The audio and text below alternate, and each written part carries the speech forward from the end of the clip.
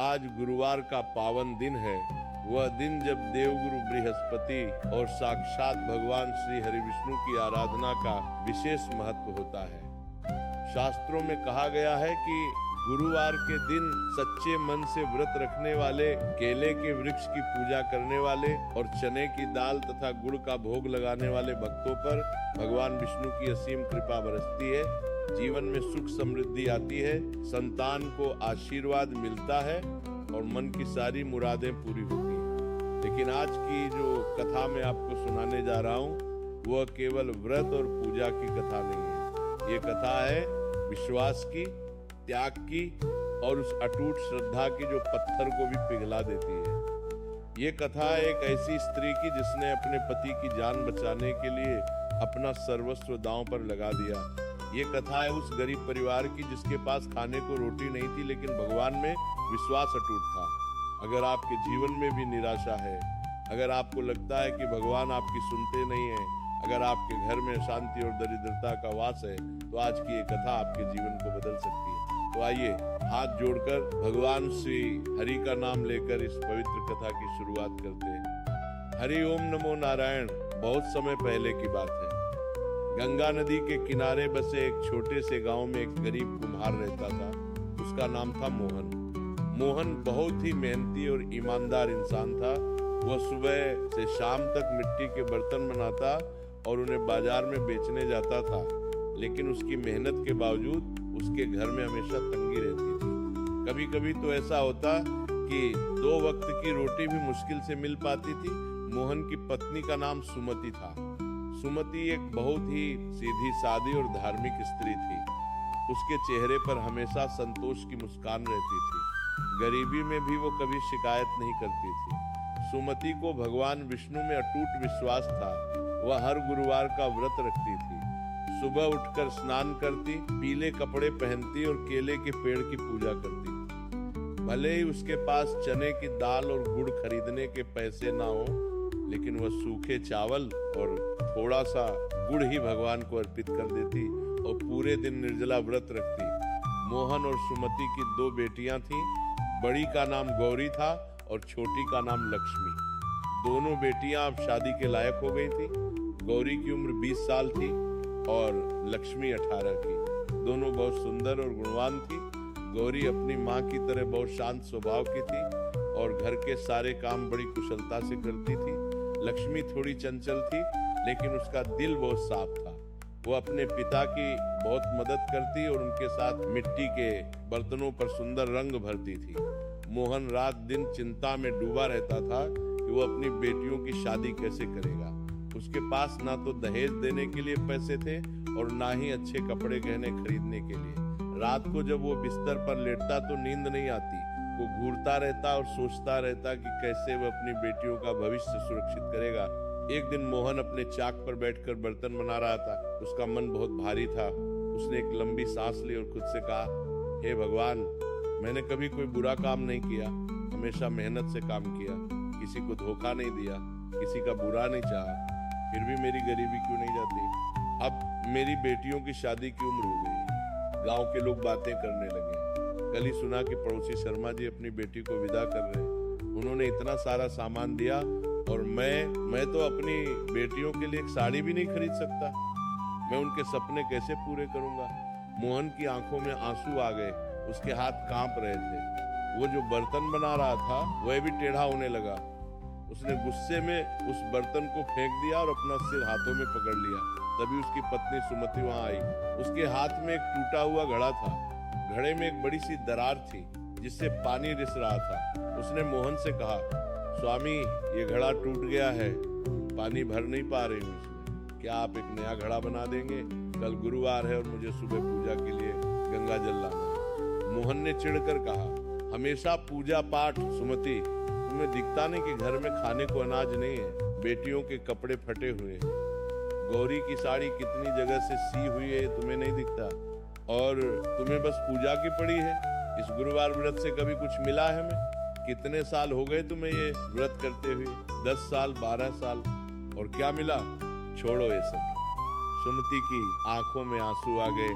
उसके चेहरे पर दुख की छाया आ गई, लेकिन उसने धीरज से कहा, स्वामी भगवान पर विश्वास रखिए, जो भी हमारे पास है वो उन्हीं की देन है। देखिए तो हमारे पास खाने को 2 रोटी है, सिर पर छत है, तन ढकने के लिए कपड़े हैं, ये सब उन्हीं का आशीर्वाद है। पड़ोसी रमेश जी को देखिए, उनके घर में तो कोई संतान ही नहीं है। हमारे घर में भगवान ने 2 बेटियों के रूप में लक्ष्मी भेजी है। धैर्य रखिए, सब ठीक हो जाएगा। भगवान जब देते हैं तो छप्पर फाड़ कर देते हैं। मोहन को गुस्सा आ गया, उसने जोर से चाक पर हाथ मारा, कच्ची मिट्टी चारों तरफ उछल गई। वो चिल्लाया, बस बहुत हो गया तुम्हारा, यह अंधविश्वास, छप्पर फाड़ कर देते हैं। कहाँ है वो भगवान? मैं 20 साल से इस छाक पर बैठा हूँ, मेरे हाथों में घट्टे पड़ गए हैं, मेरी कमर टूट गई है, लेकिन क्या मिला? कुछ नहीं। मैं अब और नहीं सुनूंगा तुम्हारी ये पूजा पाठ की बातें, जाओ यहाँ से। सुमति का दिल टूट गया। उसने अपने पति को कभी इस तरह गुस्से में नहीं देखा था। वह समझ गई कि उसके पति बहुत परेशान है, चुपचाप वहां से चली गई। उसका दिल तो टूट गया था, लेकिन उसका विश्वास नहीं टूटा। वह रसोई में गई और वहां बैठकर रोने लगी। उसने अपने आंचल से आंसू पोंछे और मन ही मन भगवान से प्रार्थना की, हे नारायण, मेरे स्वामी को क्षमा कर देना। वह चिंता में इस तरह बोल रहे हैं, उनका दिल बहुत साफ है प्रभु, उन्हें सही रास्ता दिखाना, उनकी चिंता दूर करना। उस रात खाने की मेज पर पूरा परिवार बैठा था, लेकिन सबके चेहरे उदास थे। मोहन ने रोटी तो खाई, लेकिन उसे कुछ भी स्वाद नहीं लगा। गौरी और लक्ष्मी भी अपने पिता की परेशानी को समझ रही थी, वे चुपचाप बैठी थी। खाना खाने के बाद सुमति ने बर्तन धोए और अपने सोने के कमरे में चली गई। रात को जब सब सो गए तो सुमति उठी। उसने देखा कि मोहन अभी भी जाग रहे हैं, वे छत को देख रहे थे। सुमति ने धीरे से कहा, स्वामी सो जाइए, इतना सोचने से क्या होगा, भगवान सब ठीक कर देंगे। मोहन ने करवट ली और कहा, सुमति मुझे माफ कर दो, मैंने आज तुम्हारे साथ बुरा व्यवहार किया, लेकिन मैं सच में बहुत परेशान हूँ। गांव में हमारी इज्जत है, लोग मुझे ईमानदार कुम्हार कहते हैं, लेकिन अगर मैं अपनी बेटियों की शादी नहीं कर पाया तो लोग क्या कहेंगे? वे कहेंगे कि मोहन अपनी बेटियों को संभाल नहीं पाया। सुमति ने अपने पति का हाथ पकड़ा और कहा, स्वामी लोग तो कुछ ना कुछ कहते ही रहेंगे, हमें अपना धर्म करना चाहिए और मुझे पूरा विश्वास है कि भगवान हमारी मदद जरूर करेंगे, आप बस धैर्य रखिए। मोहन ने कुछ नहीं कहा, वो करवट लेकर सो गया। लेकिन उसकी नींद बहुत देर बाद आई। अगले दिन गुरुवार की सुबह हुई। सुमति सूरज निकलने से पहले ही उठ गई। उसने स्नान किया और पीली साड़ी पहनी। ये साड़ी उसकी शादी की थी, बहुत पुरानी हो गई थी और कई जगह से फट भी गई थी, लेकिन सुमति ने इसे बड़े प्यार से संभाल कर रखा था। हर गुरुवार को यही साड़ी पहनती थी। घर में पूजा की सामग्री ठीक से नहीं थी, फिर भी उसने जो कुछ था वही इकट्ठा किया। उसने अपनी छोटी सी रसोई में रखे एक मिट्टी के दिए में तेल डाला और एक पुराने कपड़े की बत्ती बनाई। सुमति के पास चने की दाल खरीदने के लिए पैसे नहीं थे। पिछले गुरुवार का बचा हुआ एक मुट्ठी चावल था। उसने सोचा कि आज वो अपने पड़ोसी से थोड़ी दाल मांग लेगी। वो अपनी पड़ोसन रमा काकी के घर गई। रमा काकी एक बुजुर्ग विधवा थी जो अकेली रहती थी। उसके बेटे शहर में नौकरी करते थे और साल में 1-2 बार ही आते थे। रमा काकी बहुत धार्मिक थी और सुमति से बहुत प्यार करती थी। सुमति ने हाथ जोड़कर कहा, काकी प्रणाम, आज गुरुवार है और मुझे भगवान को भोग लगाना है, क्या आप मुझे थोड़ी सी चने की दाल दे सकती हैं? मैं कल वापस कर दूंगी। अगले हफ्ते मोहन जी को पैसे मिलेंगे तो मैं बाजार से लाऊंगी। रमा काकी ने प्यार से सुमति की तरफ देखा, उसकी आंखों में ममता थी। उसने कहा, बेटी तुम्हारी श्रद्धा देखकर मन खुश हो जाता है। इस कलयुग में ऐसे भक्त बहुत कम मिलते हैं। तुम तो साक्षात देवी लक्ष्मी का रूप हो। ले ये दाल ले जा और सुन, थोड़ा गुड़ भी ले जा, भगवान को भोग लगाना। और हाँ, ये नारियल भी ले जा, मेरे बेटे ने भेजा था। सुमति की आंखों में खुशी के आंसू आ गए। उसने काकी के पैर छुए और कहा, काकी आप बहुत दयालु हैं, भगवान आपको लंबी उम्र दे। रमा काकी मुस्कुराई और बोली, बेटी मैं तो अकेली बूढ़ी औरत हूँ, मेरे लिए तुम जैसे लोग ही तो परिवार हो। चल जा, देर हो रही होगी, पूजा कर ले। सुमति दाल गुड़ और नारियल लेकर घर आ गई। उसका मन बहुत खुश था। उसने सोचा, देखो भगवान ने कितनी जल्दी मेरी सुन ली। पैसे नहीं थे, लेकिन काकी के माध्यम से भगवान ने ही तो दाल और गुड़ भिजवाया है। उसने छोटी सी रसोई में बैठकर बड़े प्यार से चने की दाल पकाई। दाल में थोड़ा सा नमक डाला, गुड़ को छोटे छोटे टुकड़ों में तोड़ा, नारियल को साफ किया। फिर उसने एक थाली में केले के पत्ते बिछाए और उस पर दाल, गुड़ और नारियल रखा। जब सुमति पूजा की तैयारी कर रही थी, तब मोहन बाहर से आया। वह सुबह से अपने चाक पर बैठा बर्तन बना रहा था। उसने देखा कि सुमति फिर से पूजा की तैयारी में लगी है। उसे फिर गुस्सा आ गया। कल की परेशानी और चिंता अभी भी उसके मन में थी। मोहन ने तेज आवाज में कहा, मैंने तुमसे कहा था ना कि ये सब बंद करो। हमारे पास खुद के लिए खाना नहीं है और तुम भगवान को भोग लगा रही हो। ये दाल कहाँ से आई? पैसे कहाँ से आए? क्या भगवान तुम्हें रोटी देंगे? क्या भगवान मेरी बेटियों की शादी करेंगे? सुमति ने शांत स्वर में कहा, स्वामी, जो भगवान देते हैं वही हम खाते हैं। ये दाल रमा काकी ने दी है। उन्होंने प्यार से दिया। जो उनका है वह पहले उन्हें अर्पित करना हमारा धर्म है। और स्वामी भगवान सबका ध्यान रखते हैं, हमारी बेटियों का भी ध्यान रखेंगे। मोहन को और गुस्सा आ गया। उसका चेहरा लाल हो गया। कल की सारी निराशा और आज की चिंता उसके सिर पर सवार हो गई। उसने सुमति के हाथ से वो थाली छीन ली जिसमें दाल और गुड़ था। उसने चिल्लाकर कहा, बस बहुत हो गया। अब मैं तुम्हारा ये पागलपन बर्दाश्त नहीं करूंगा। तुम्हारे इस भगवान ने कभी हमारी मदद नहीं की। मैं सबूत चाहता हूँ। कहाँ है तुम्हारे भगवान? और ये कहते हुए मोहन ने वो थाली खिड़की से बाहर फेंक दी। दाल और गुड़ बाहर आंगन की मिट्टी में गिर गए। नारियल भी लुढ़क कर दूर चला गया। सुमति सदमे में आ गई। उसके मुंह से एक दर्द भरी चीख निकल गई। हे नारायण! वह दौड़कर बाहर आंगन में गई। उसने देखा कि उसका बनाया हुआ प्रसाद मिट्टी में मिल गया है। चने की दाल यहाँ वहाँ बिखरी पड़ी थी। गुड़ के टुकड़े धूल में सन गए थे। उसकी आंखों से आंसुओं की धारा बह निकली। सुमति वहीं जमीन पर बैठ गई। वह रोते हुए बोली, हे नारायण, ये मेरे साथ क्या हो गया? मैंने तो बस आपको प्रसाद अर्पित करना चाहा था। मैं आपकी भक्त हूँ प्रभु, मेरे पति को माफ कर देना। वो चिंता में ऐसा बोल गई। गौरी और लक्ष्मी जो घर के अंदर थी, ये सब देख रही थी। उन्होंने अपने पिता को पहली बार इस तरह गुस्से में देखा था। लक्ष्मी दौड़कर अपनी माँ के पास गई और उसे उठाने लगी। माँ, उठिए, रोइए मत, पिताजी गुस्से में थे। सुमति ने अपनी बेटी को देखा। उसने अपने आंसू पोंछे। तभी उसकी नजर जमीन पर पड़े उस गुड़ पर गई जो अभी भी एक छोटे से टुकड़े में था। बाकी सब तो बिखर गया था, लेकिन वो एक टुकड़ा साबुत था।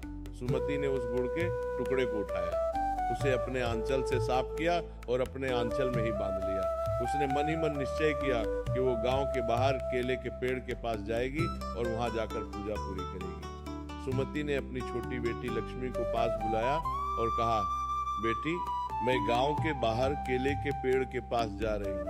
तुम घर संभालना।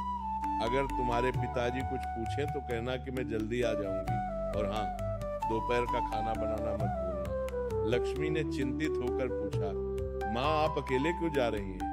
वो रास्ता तो बहुत सुनसान है, मैं आपके साथ चलती हूँ। सुमति ने प्यार से अपनी बेटी के सिर पर हाथ फेरा और कहा, नहीं बेटी, तुम घर पर रहो, मैं ठीक हूँ। भगवान मेरे साथ है, तुम चिंता मत करो। गौरी भी वहां गई। उसने कहा, माँ, पिताजी बहुत परेशान हैं। उन्हें हमारी शादी की चिंता सता रही है। वे जानबूझकर ऐसा नहीं कर रहे। कृपया उन्हें माफ कर दीजिए। सुमति ने अपनी बड़ी बेटी को गले लगाया। बेटी, मैं तुम्हारे पिता से नाराज नहीं हूँ। मैं समझती हूँ उनकी परेशानी, इसीलिए तो मैं भगवान से प्रार्थना करने जा रही हूँ। भगवान सब ठीक कर देंगे। सुमति अपना घूंघट ठीक करके घर से निकल पड़ी। सुबह का समय था। गांव में लोग अपने अपने काम में लगे हुए थे। कुछ औरतें कुएं पर पानी भरने गई थी। कुछ किसान अपने खेतों की तरफ जा रहे थे। सुमति ने सबसे नजरें बचाते हुए गांव की गलियों से होती हुई गांव के बाहर का रास्ता पकड़ा। गांव के बाहर एक पुराना रास्ता था जो जंगल की तरफ जाता था। उस रास्ते पर बहुत कम लोग जाते थे। रास्ता कच्चा था और छोटे छोटे पत्थरों से भरा हुआ था। दोनों तरफ घनी झाड़ियां थी, कहीं कहीं कांटेदार पौधे भी थे। वहां एक बहुत पुराना और विशाल केले का पेड़ था। लोग कहते थे कि वो पेड़ 100 साल से भी ज्यादा पुराना है और बहुत पवित्र है। कहा जाता था कि उस पेड़ के नीचे देवताओं का वास है। सुमति लंबा रास्ता पैदल चलती रही। उसके पैरों में चप्पल भी ठीक से नहीं थी। एक चप्पल तो टूट गई थी और उसे धागे से बांधा हुआ था। रास्ते में छोटे छोटे पत्थर उसके पैरों में चुभ रहे थे। कहीं कहीं पैर में खरोंच भी लग गई, लेकिन उसने परवाह नहीं की। उसके मन में बस एक ही बात थी, भगवान की पूजा पूरी करनी है। उसने अपने मन में बार बार भगवान का नाम लिया, हरि ओम नमो नारायण, हरि ओम नमो नारायण। रास्ते में उसे एक बुजुर्ग साधु मिले। साधु एक पेड़ के नीचे बैठे थे। उनके हाथ में एक कमंडल था और माथे पर तिलक लगा हुआ था। साधु ने सुमति को देखा और पूछा, बेटी तुम अकेली कहाँ जा रही हो? ये रास्ता सुनसान है। सुमति ने हाथ जोड़कर कहा, प्रणाम बाबा, मैं केले के पेड़ के पास पूजा करने जा रही हूँ। साधु ने मुस्कुराते हुए कहा, तुम्हारी श्रद्धा देखकर मन प्रसन्न हो गया बेटी। जा, भगवान तेरी मनोकामना जरूर पूरी करेंगे। लेकिन याद रखना, भगवान को सच्ची श्रद्धा चाहिए, महंगा भोग नहीं। सुमति ने साधु को प्रणाम किया और आगे बढ़ गई। करीब 1 घंटे चलने के बाद सुमति उस विशाल केले के पेड़ के पास पहुंची। पेड़ बहुत बड़ा और हरा भरा था। उसकी छाया बहुत दूर तक फैली हुई थी। पेड़ के चारों तरफ शांति थी, हवा चल रही थी और केले के पत्ते सरसरा रहे थे। पास में एक छोटा सा झरना बह रहा था जिसकी आवाज बहुत मधुर थी। ऐसा लग रहा था जैसे ये कोई दिव्य स्थान हो। सुमति ने पेड़ के चारों तरफ देखा, वहां बिल्कुल सोना था। दूर दूर तक कोई नहीं दिख रहा था।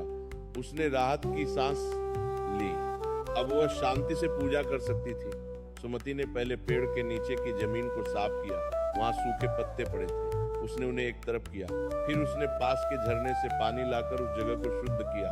उसने अपने हाथों से 3 बार पानी छिड़का। फिर उसने केले के पेड़ के तने को छुआ और माथा टेका। उसने अपने आंचल से पेड़ के तने को साफ किया। फिर उसने हल्दी का टीका लगाया जो उसने अपने आंचल में बांध रखा था। फिर सुमति ने वह गुड़ का छोटा सा टुकड़ा निकाला। वह टुकड़ा बहुत छोटा था, शायद 2 अंगुली के बराबर, लेकिन सुमति ने उसे बड़े प्यार से एक साफ पत्ते पर रखा। उसने झरने से थोड़ा पानी एक पत्ते के दोने में भरा और उसे भी पास रख दिया। उसने कुछ जंगली फूल भी तोड़े जो पास में खिले हुए थे। सुमति ने केले के पेड़ के सामने घुटनों के बल बैठकर हाथ जोड़ लिए। उसकी आंखें बंद थी और होठों पर भगवान का नाम था। उसने पूरे भाव से प्रार्थना शुरू की, हे देवगुरु बृहस्पति, हे भगवान श्री हरि विष्णु, मैं आपकी दीनहीन दासी सुमति आपकी शरण में हूँ। मेरे पास आपको देने के लिए कुछ नहीं है। ना सोने के गहने हैं, ना चांदी के बर्तन, ना फूल हैं, ना फल। बस ये गुड़ का छोटा सा टुकड़ा है जो मिट्टी में गिर गया था। मैंने इसे अपने आंचल से साफ किया है। लेकिन प्रभु, यह मेरी श्रद्धा है, यह मेरा सच्चा प्रेम है। आप तो भाव के भूखे हैं, मेरा ये भोग स्वीकार करें। हे नारायण, मेरे पति मोहन बहुत परेशान हैं। उन्हें हमारी बेटियों की चिंता सता रही है। गांव में हमारी इज्जत है, लेकिन पैसों की तंगी है। वह रात दिन मेहनत करते हैं, लेकिन उनकी मेहनत का फल नहीं मिल रहा। वो गुस्से में मुझ पर नाराज हो गए। उन्होंने आपके प्रसाद को फेंक दिया। लेकिन प्रभु, उनका दिल बहुत साफ है। वो बस चिंता में ऐसा बोल गए। वो आप पर विश्वास नहीं कर पा रहे क्योंकि उन्हें आपके दर्शन नहीं हुए हैं। उन्हें माफ कर देना प्रभु। हे विष्णु भगवान, मेरी बेटियां गौरी और लक्ष्मी बहुत अच्छी हैं। वे बहुत गुणवान हैं। उन्हें अच्छा वर मिले, उनकी शादी धूमधाम से हो, उनका जीवन सुखमय हो, यही मेरी प्रार्थना है। प्रभु, मुझे अपने लिए कुछ नहीं चाहिए, ना धन चाहिए, ना दौलत। बस इतनी कृपा कर दो कि मेरे पति की चिंता दूर हो जाए, मेरी बेटियों का भविष्य उज्जवल हो। और हाँ प्रभु, सबसे बड़ी विनती है कि मेरे पति को विश्वास दिलाना कि आप सच में हैं, कि आप अपने भक्तों की सुनते हैं, कि आप कण कण में मौजूद हैं। हे नारायण, अगर मैंने कभी किसी का बुरा किया हो, कभी किसी को दुख दिया हो, तो मुझे माफ कर देना। लेकिन मेरे परिवार को सुखी रखना, मेरे पति को शांति देना, मेरी बेटियों को आशीर्वाद देना। सुमति की आंखों से आंसू बह रहे थे। वो इतने भाव में थी कि उसे पता ही नहीं चला कि कब सुबह दोपहर में बदल गई। वो बस भगवान की प्रार्थना में लीन थी। उसकी आंखें बंद थी और वो ध्यान में डूब गई। उसे ना भूख का एहसास हुआ ना प्यास का, बस भगवान का नाम उसके होठों पर था, हरि ओम नमो नारायण, हरि ओम नमो नारायण। सुमति को नहीं पता था कि इस समय कुछ अद्भुत घट रहा था। केले के पेड़ से एक दिव्य प्रकाश निकलने लगा था। वह प्रकाश सुमति को घेरने लगा। पेड़ के पत्ते हवा के बिना भी हिलने लगे। पास के झरने का पानी और तेज बहने लगा और उसकी आवाज मधुर संगीत जैसी होने लगी। आसमान में बादल छाने लगे लेकिन बारिश नहीं हुई। ऐसा लग रहा था जैसे प्रकृति भी इस भक्ति में शामिल हो गई हो। उधर गांव में मोहन को अपने की पर पछतावा होने लगा था। वह सुबह से अपने चाक पर बैठा था लेकिन एक भी बर्तन ठीक से नहीं बना पाया। उसका मन बहुत अशांत था। उसे बार बार सुमति के रोते हुए चेहरे की याद आ रही थी। उसे याद आया कि कैसे उसने अपनी पत्नी के बनाए प्रसाद को फेंक दिया था। उसे बहुत गलत लगने लगा। मोहन ने सोचा, मैंने बहुत गलत किया। सुमति तो बस भगवान की पूजा कर रही थी। उसका विश्वास इतना मजबूत है और मैंने उसकी भावनाओं का अपमान किया। मैं कैसा पति हूँ। दोपहर होने को आई लेकिन सुमति अभी तक घर नहीं लौटी थी। मोहन को चिंता होने लगी। वो अपनी बेटी लक्ष्मी के पास गया और पूछा, तुम्हारी माँ कहाँ गई है, अभी तक क्यों नहीं आई? लक्ष्मी ने थोड़े डर डर के कहा, पिताजी, माँ गांव के बाहर केले के पेड़ के पास गई है। वो कह रही थी कि जल्दी आ जाएंगी लेकिन अभी तक नहीं आई। मोहन को और चिंता हुई। वो रास्ता सुनसान था और अब दोपहर हो गई थी। धूप भी तेज थी। वो सुमति को ढूंढने निकल पड़ा। उसने गांव वालों से पूछा लेकिन किसी ने सुमति को नहीं देखा था। फिर मोहन उसी रास्ते पर चल पड़ा जो जंगल की तरफ जाता था। जैसे जैसे मोहन केले के पेड़ के पास पहुंच रहा था, उसे एक अजीब सी अनुभूति हो रही थी। हवा में एक मधुर खुशबू थी। पक्षी मधुर आवाज में चहचहा रहे थे। ऐसा लग रहा था जैसे प्रकृति कोई उत्सव मना रही हो। जब मोहन उस केले के पेड़ के पास पहुंचा तो उसने जो दृश्य देखा, वह देखकर वह स्तब्ध रह गया। उसके पैर वहीं जम गए। उसकी आंखें फटी की फटी रह गई। उसे अपनी आंखों पर विश्वास नहीं हो रहा था। सुमति केले के पेड़ के नीचे बैठी थी। उसकी आंखें बंद थी और उसके चेहरे पर एक अद्भुत शांति और तेज था। ऐसा लग रहा था जैसे वह कोई देवी हो। लेकिन यह दृश्य सामान्य नहीं था। सुमति के चारों तरफ एक सुनहरी रोशनी फैली हुई थी जो उसे पूरी तरह से घेरे हुई थी। वह रोशनी इतनी चमकीली थी कि उसे देखना मुश्किल था, लेकिन वह आंखों को चुभती नहीं थी बल्कि बहुत शांति देती थी। केले के पेड़ के पत्ते हवा के बिना भी हिल रहे थे, जैसे कोई अदृश्य शक्ति उन्हें हिला रही हो। झरने का पानी सोने जैसा चमक रहा था और सबसे आश्चर्यजनक बात यह थी कि उस गुड़ के छोटे से टुकड़े से एक दिव्य प्रकाश निकल रहा था। वह टुकड़ा अब सोने जैसा चमक रहा था। उससे एक मधुर खुशबू निकल रही थी जो पूरे वातावरण में फैल रही थी।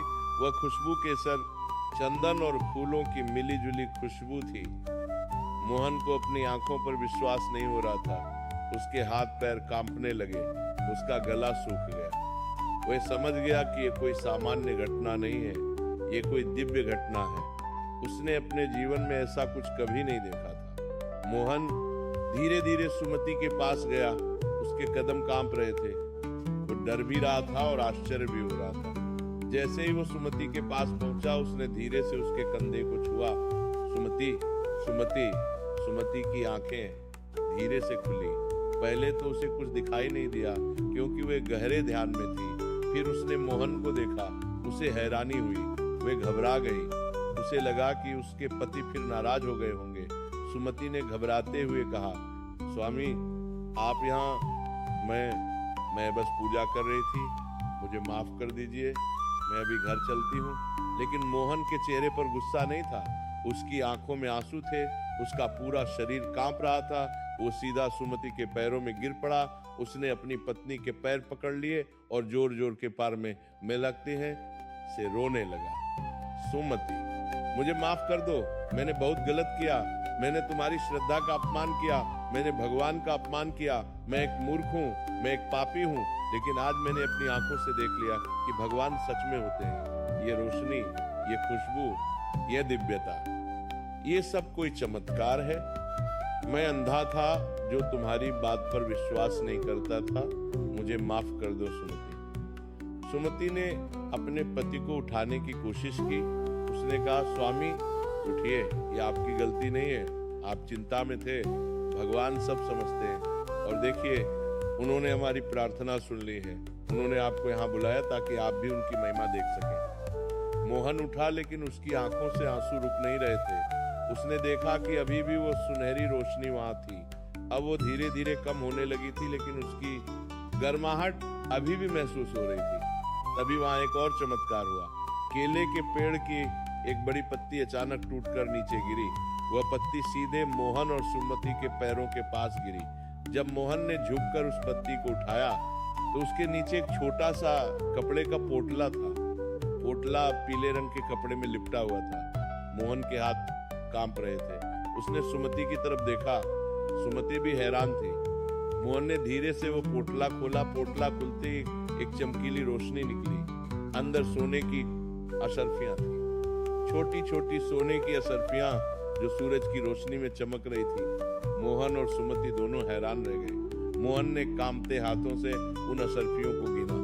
1 2 3 50, कुल मिलाकर 50 सोने की अशर्फियां थी। ये एक बहुत बड़ी रकम थी। इतने पैसों से न सिर्फ उनकी बेटियों की शादी हो सकती थी, बल्कि घर की बहुत सारी जरूरतें भी पूरी हो सकती थी। मोहन की आंखों से आंसुओं की धार बह निकली। उसने पोटला जमीन पर रखा और हाथ जोड़कर आकाश की तरफ देखा।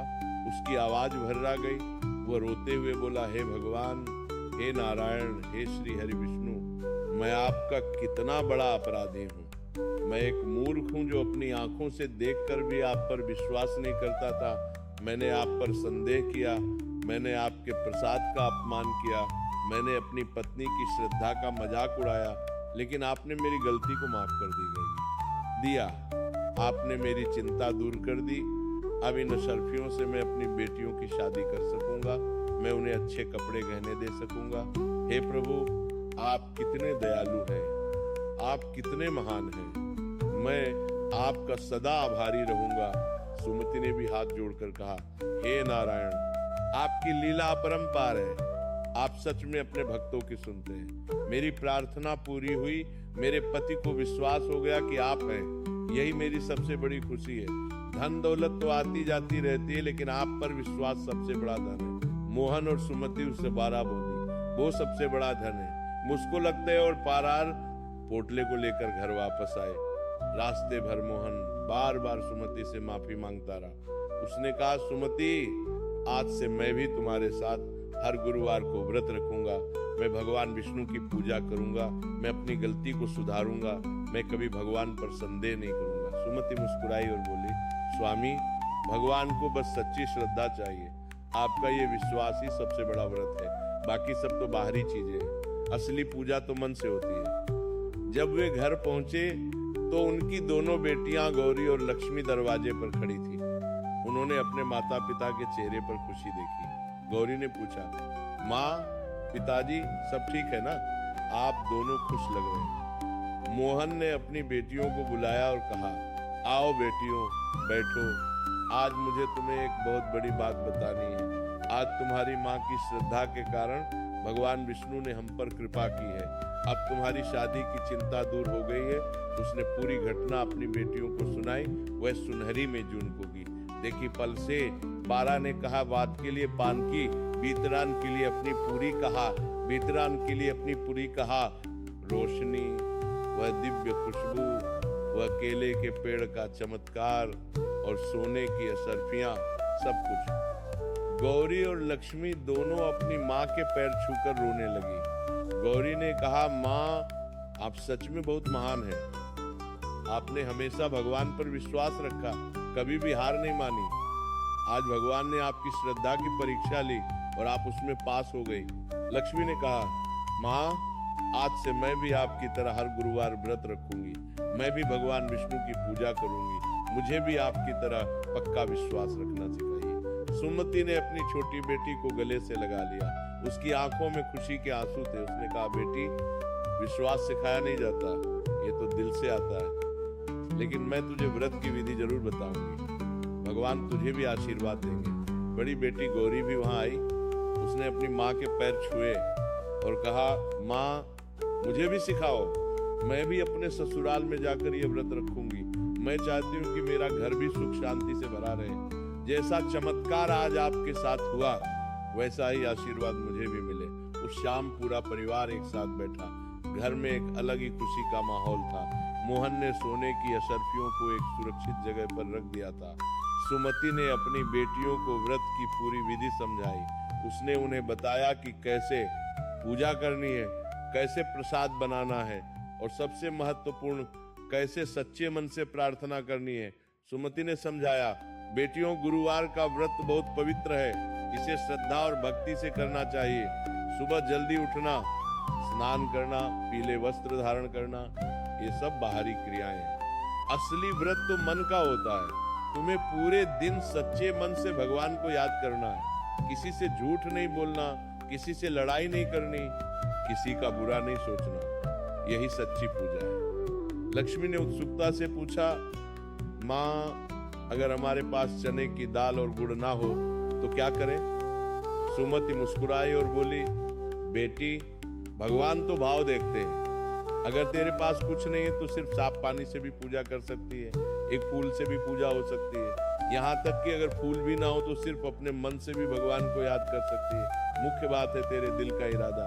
जब तू सच्चे मन से भगवान को याद करेगी तो वे जरूर सुनेंगे। आज देखा ना, मेरे पास तो बस गुड़ का एक छोटा टुकड़ा था जो मिट्टी में गिर गया था, फिर भी भगवान ने मेरी श्रद्धा देखी और चमत्कार कर दिया।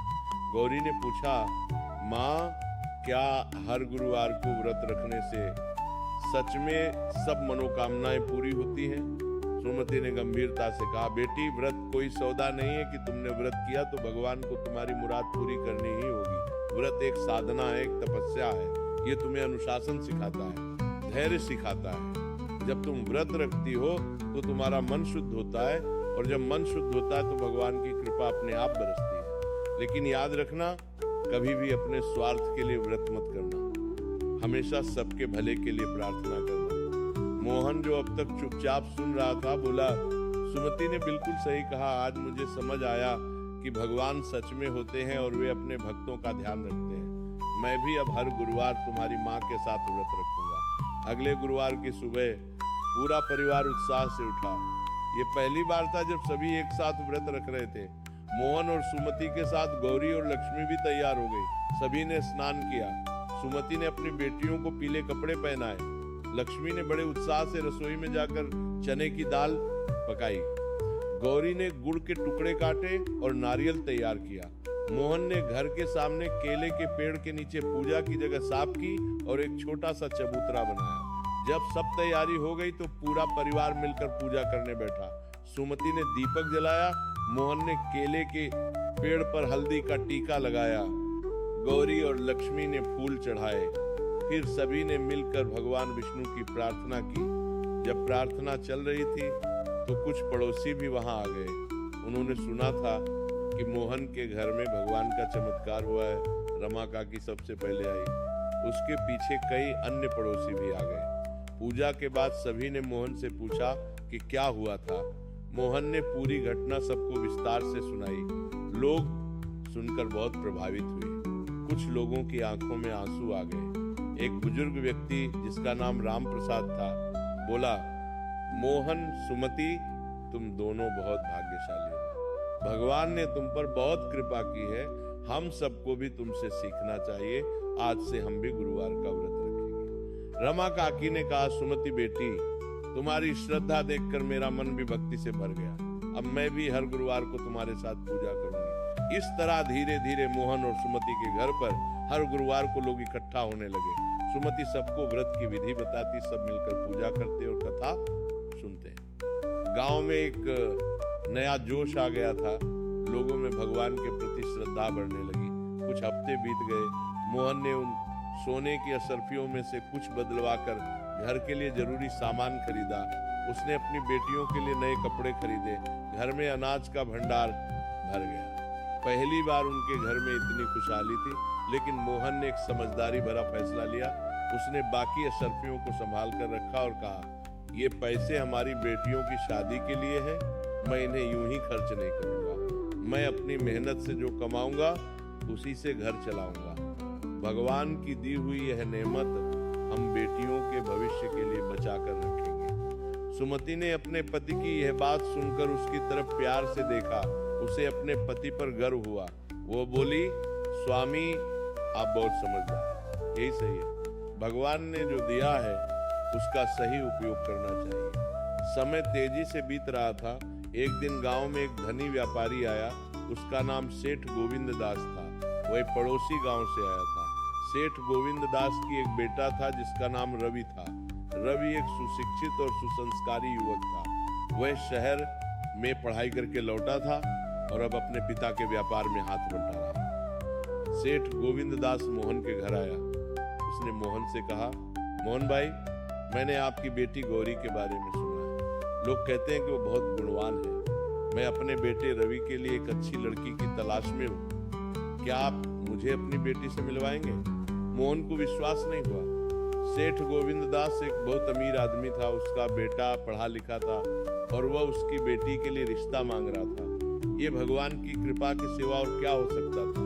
मोहन ने कहा, सेठ जी, ये मेरे लिए बहुत सम्मान की बात है, लेकिन मैं तो एक गरीब कुम्हार हूँ। आप इतने बड़े व्यापारी हैं, मैं आपके बेटे के लिए ज्यादा दहेज नहीं दे पाऊंगा। सेठ गोविंद दास ने हाथ जोड़कर कहा, मोहन भाई, मुझे दहेज नहीं चाहिए। मुझे एक सुसंस्कारी बहू चाहिए जो मेरे घर में खुशियां लाए। मैंने सुना है कि आपकी बेटी बहुत धार्मिक है और आपकी पत्नी सुमति देवी बहुत भक्तिमान है। ऐसे घर की बेटी ही मेरे घर की रौनक बन सकती है। मोहन की आंखों में खुशियां कर पराबला के लिए वीराना। मोहन की आंखों में खुशियां कर पराबला करते के आंसू आ गए। उसने सुमति को बुलाया और सारी बात बताई। सुमति ने हाथ जोड़कर भगवान को धन्यवाद दिया। उसने कहा, हे नारायण, आपकी कृपा अपार है। आपने मेरी बेटी के लिए इतना अच्छा घर भेजा। कुछ दिनों बाद सेठ गोविंद दास अपने बेटे रवि को लेकर आया। रवि एक सुंदर और विनम्र युवक था। उसने गौरी को देखा और गौरी ने भी उसे देखा। दोनों को एक दूसरे से मिलकर अच्छा लगा। सेठ गोविंद दास ने कहा, मोहन भाई, मुझे आपकी बेटी पसंद आ गई। अगर आप भी राजी हो तो हम जल्द ही शादी की तैयारी शुरू कर सकते हैं। मोहन ने अपनी बेटी गौरी से पूछा। गौरी ने शर्माते हुए हाँ कह दी। इस तरह गौरी और रवि की सगाई हो गई। घर में खुशियों का माहौल था। गौरी की शादी की तैयारियां शुरू हो गई। सुमति ने अपनी बेटी के लिए कपड़े और गहने खरीदे। मोहन ने अपनी पूरी जमा पूंजी अपनी बेटी पर खर्च कर दी। लेकिन वह खुश था क्योंकि उसकी बेटी एक अच्छे घर में जा रही थी। शादी से एक हफ्ते पहले सुमति ने गौरी को अलग बुलाया। उसने अपनी बेटी से कहा, बेटी, अब तू अपने ससुराल जा रही है। मैं तुझे कुछ जरूरी बातें बताना चाहती हूँ। सुन, ससुराल में तुझे बहुत धैर्य रखना होगा। सास ससुर की सेवा करनी होगी। पति का ध्यान रखना होगा। लेकिन सबसे जरूरी बात, कभी भी भगवान पर से विश्वास मत छोड़ना। हर गुरुवार का व्रत रखना। भगवान हमेशा तेरे साथ रहेंगे। गौरी ने अपनी माँ के पैर छुए और कहा, माँ, मैं आपकी हर बात मानूंगी। मैं हमेशा गुरुवार का व्रत रखूंगी और भगवान विष्णु की पूजा करूंगी। आपने मुझे जो संस्कार दिए हैं मैं उन्हें कभी नहीं भूलूंगी। गौरी की शादी बड़ी धूमधाम से हुई। पूरा गांव शादी में आया। सेठ गोविंद दास ने भी बहुत अच्छी व्यवस्था की। शादी में किसी चीज की कमी नहीं थी। जब गौरी विदा होने लगी तो सुमति की आंखों में आंसू आ गए। हर माँ की तरह वो भी अपनी बेटी को विदा करते समय भावुक हो गई।